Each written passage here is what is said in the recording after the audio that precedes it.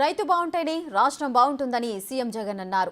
మేనిఫెస్టోలో చెప్పిన దానికన్నా ఒక్కో రైతన్నకు అదనంగా 17,500 రూపాయలు ఇస్తున్నట్లుగా వివరించారు. తమది రైతు పక్షపాత ప్రభుత్వమని పేర్కొన్నారు. మూడో విడత వైఎస్ఆర్ రైతు భరోసా పెట్టుబడి సాయం సొమ్మును సీఎం జగన్ తాడేపల్లి క్యాంపు కార్యాలయంలో బటన్ నొక్కి రైతుల ఖాతాల్లో జమ చేశారు. రబీ 2021-22, ఖరీఫ్ 2022 సీజన్లకు గాను అర్హులైన రైతు కుటుంబాలకు 0 వడ్డీ రాయితీ సొమ్మును కూడా చెల్లించారు. మొత్తం 53.58 లక్షల మంది రైతుల ఖాతాల్లోకి 1,078 కోట్ల రూపాయలు జమ చేశారు.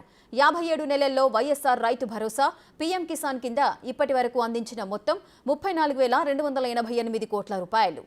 గత ప్రభుత్వం ఎగ్గొట్టిన ఈ 0 వడ్డీ రుణాలనేది ఎగ్గొట్టిన 39,07,000 మంది రైతులకు ఇవ్వకుండా ఎగ్గొట్టిన బకాయిలు కూడా కలుపుకుంటే ఇప్పటి వరకు 84,67,000 మంది రైతు కుటుంబాలకు ఇచ్చిన 0 వడ్డీ రాయితీనే దాదాపుగా 2,051 కోట్ల రూపాయలు ఈ 0 వడ్డీ రాయితీ కింద ఇవ్వడం జరిగింది. మరి ఈరోజు ఇచ్చే రైతు భరోసా సొమ్ము కానీ, మరి ఈరోజు ఇచ్చే 0 వడ్డీకి సంబంధించి మరో 215 కోట్ల రూపాయలు, 216 కోట్ల రూపాయలు ఇచ్చే కార్యక్రమం అయితేనేమి, ఈ రెండు కార్యక్రమాల ద్వారా ఈరోజు 1,294 కోట్ల రూపాయలు రైతుల ఖాతాల్లోకి జమ చేసే ఒక మంచి కార్యక్రమం జరుగుతూ ఉంది.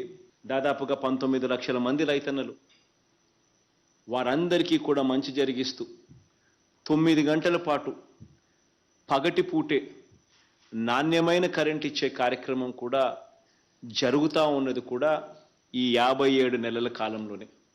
అసలు మనం అధికారంలోకి రాకమునుపు ఇలా పగటి పూటే రైతన్నలకు 9 గంటల పాటు ఉచిత కరెంట్ ఇచ్చే పరిస్థితే లేదు, అవకాశమే లేదు. ఎందుకనంటే ఫీడర్లలో ఆ కెపాసిటీ లేదు. ఆ ఫీడర్ల కెపాసిటీ పెంచకపోతే ఇది ఇచ్చే అవకాశమే లేదు.